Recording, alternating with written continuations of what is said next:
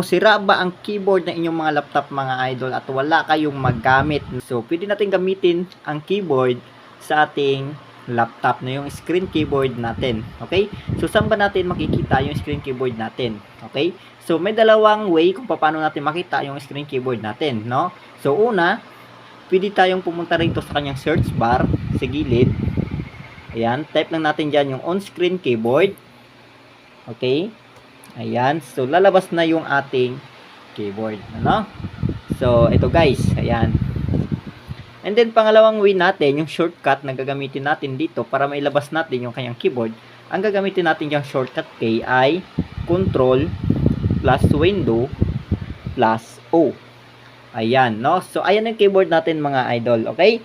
So, pwede natin yung i-resize, no? Pwede natin palitin yung ating keyboard. Ayan. Para hindi matakaw sa space. Ayan. No? So, ayan. Lagi ko siyang ginagamit dahil sira nga ang keyboard ng aking laptop.